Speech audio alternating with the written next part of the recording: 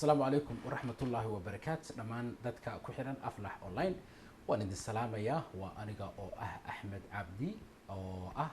نينكا اسكودو برده برنامج كان داوتان أفلح أونلاين هدي إلهي إدمو وحن ربا أما أن أسمي فيديو كان كأقابن وغيسيس ير إن أن لو ذاقو دادك برنامج كان كحيران أفلح وكم هاتنتين مركا كواد دادك أكاون كان أما أفلح أونلاين اسكول كحيران dadka subscriberska ka ah dhinaca youtube-ka waxaan kaloo aada uga mahad celinayaa dadka ila soo xiriiray oo ii sheegay inay rabaan luqadda afka ingiriisiga inay bartaan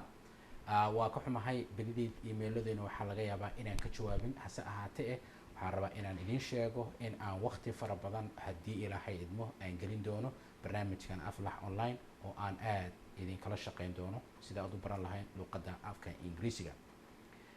haddii ilaahay idmo inta usoo gudbin waxaan rabaa inaan u mahad celiyo ardayda gaarka ah ee ku xiran ee wax ka barata iskuulka aflax online insha allah biidni illaahi kariim waxaan noqon doonaa barnaamijkan barnaamij aad ka faa'iidaan oo aad ku barataan luqadda afka ingiriisiga iyo waxaad jeceshiin inaad barataan haddii ilaahay idmo waxaan rabaa inaan idiin sheego dhowr ogeysiiska koowaad waxa weeye dadka ila soo xiriiray ama ha ku noolaado maraykanka ama ha ku noolaado yurub ama meelo ka mid ah asia waxaan rabaa inaan idiin sheegay inaan bilaabi doono barnaamij bilaabayo bisha 8aad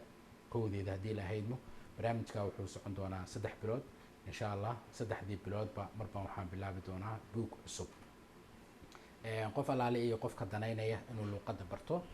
awoodana barayfadada glasseskaas ama fasalada barayfadka ah inuu ka qayb qaato wuu ila soo xiriiri karaa waxaad igala soo xiriiri kartaan emailkayga oo ah emailka shaashada ku qoran aan leeyahay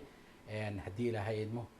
sidoo kale taleefan gaara ayaa waxaan u sameeyey iskuulka taleefankii hore oo 612 ah waa taleefankayga gacanta dad badan baa meelo badan iiga soo dirsaday laakiin waxaan sameeyey number gaar u ah oo isaguna ah number u gaara iskuulka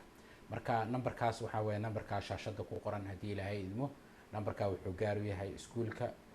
sidaas oo kale wuxuu ku xiran yahay facebooka aflax online haddii aad rabtid facebook waad iga soo wici kartaa ama fiberka haddii ilaahay idmo waa taasi waa taa programkan cusub aan bilaabayo haddii ilaahay idmo wuxuu gaar u yahay dad badan ee ila soo xiriiray ee raba inay sida gaarka wax uga bartaan waxaan rabaa inaan idinla wadaago xanayaa buugaag fara badan oo dadka laga bari karo barashada luqadda afka ingiriisiga balse dhibaatada jirta waxaa weeye qof buug uu qoray isagoo dhammaystiran ma gelin kartid youtube-ka oo wuxuu leeyahay xuquuq copyright ah laakiin qof waad ka bari kartaa oo cashar si gaara waad u sii kartaa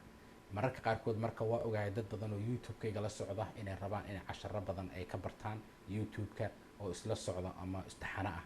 buug taxano ah way adag tahay inaad gelisid meesha sidaad ogtihiin accountka ama meeshan aflax online waxay xiriir partnership wax la yiraahdo wada shaqeyna ay la leedahay youtube-ka waxaa iska leh shirkadda weyn ee google haddii qofkaasi lagu soo eedeeyo inuu ku xadgudbay xuquuq ama rights oo copyrights xuquuq nuqul uu leeyahay qof kale waxaa laga yaabaa in wixii lagaa saaro sidaa la adligeed ma rabo waxaan inaan nalaga saaro waa marka adag tahay casharada taxanaha ah ee buugga ah sida hadda buugaagta qaarkood aan soo geliyay in ayagoo complete ah aan meesha soo wada geliyo marka qofkii xataa aanan awoodin waxaan rabaa inaad la wadaago dhaqaalaha ama oo aad u yar dhaqaalaha oo aad u yar inuu iska bixiyo waxa uu igula soo xiriiri karaa emailkayga casharada gaarka waa usoo diri karaa laakiin waa inuu ii sheegaa inuusan iska bixin karaynin dadka awooda inay dhaqaalaha iska bixiyaan waxaan uga dhigay qiimo aad u jaban 2 maalmood bishii waxaa weeye 2 maalmood qof markuu cashar qaadanayo casharka waa 30 daqiiqo oo diyaarsan waana qiimo aad u jaban xaqiiqatan waa $20 baan ka dhigay maadaama dad kala duwan aan u dirayo sidaas oo kale 4 maalmood qofka raba inuu casharka qaatana waa $40 bishii wuxuuna qaadanayaa isbuuciiba 4 maalmood marka qofkii awooda in uu bixiyo dhaqaalaha yar ee khidmadda ah danaynayana inuu barto luqadda afka ingiriisiga waxaad igala soo xiriiri kartaa emailkayga ama telefoonkayga xagee dad baa soo weydiiyaa wax kusoo dirnaa mararka qaarkood waxaa jira qaab aan wado oo ah in dadku website aan sameynaya hadda gacanta lagu hayo inay qofka uu toos ugu bixin karo oo kaarkiisa uu gelin karo, dabadeedna halkaas automatic ahaan uu casharka uu helayo. laakiin taas weli website-ka dhinaciisa igama suuroobin, laakiin insha allah bil gudaheed waan idinla soo wadaagi doonaa website-kaas qofku uu toos kaga diiwaan gelin karo, toosna uu casharadiisa line uga qaadan karo. hase ahaatee laakiin hadda qaabab kale ayay dadka igu soo diraan lacag. insha allah qofkii danaynaya fasalada inuu ka qayb qaato waa ila soo xiriiri kartaa insha allah, anigoo kula wadaagi doona qaabka aad iska diiwaan gelin kartid iyo qaabka casharada kugu soo diri karno. arrinta kale insha allah maalmo waxaa jiri doonta facebooka aan kasoo geli doona ama youtube-ka oo live ah si ay ardayda wixii su-aalaha ii qabaan ii weydiiyaan. waxaana jeclahay ardayda gaarka ah inaan ay iga soo wacaan dhinaca whatsappka ama fiberka group markaan u sameeyo oo sheeko wadaag ah oo ardayda ah oo conversationada wadaagi kara hadduu ardayga raalli uu ka yahay. haddii kalena casharkaaga aad qaadanaysaa, sidaasaana ku baran doontaa insha allah luqadda afka ingiriisiga. dadka qaarkood waxay isoo weydiiyeen for example anigu waxaan ku noolahay maraykanka gobolka Minnesota, saan videoyada qaarkood idinka sheegeen muddo badan ayaan waxaan ku shaqeynaya turjubaan dhowr iyo 10 sano. marka waxaa aan arkaa maalmo badan dad badan oo maraykanka jooga Soomaali ah oo jecel luqadda afka ingiriisiga inay bartaan, laakiin ay ku adag tahay oo iskuulaadka meelahan ESL-kana ka baran waaye. marka barnaamijkan online-ka ah oo qofku casharka online ka qaadanayo waxaan u maleysaa inuu ka faa'iido badan yahay kuwa galaaska loo tago, sababtoo waa waxa ku ceshan kartid mar walba aad baran kartid. aniga naftigayga waqti aan yareyn baa iga gala cashar kaliya oo sabuurad lagu qorayo oo la akhrin lahaa waxaa laga yaabaa 6 saacadood inuu kaa qaato, sababtoo tahay waxaa la yiraahdo editingka ama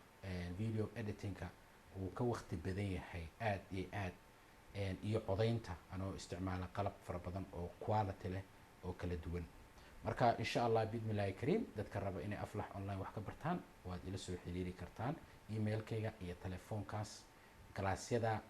bilaabanaya bisha 8aad koodeeda 3 bilood bay socon doonaan, waxaana weeye 2 kooxood, group 2 maalmood ah iyo group 4 maalmood ah. waa ila soo xiriiri kartaan insha allah bismillaahi kariim haddaad rabtid inaad kalaasyada aad ka qayb qaadatid.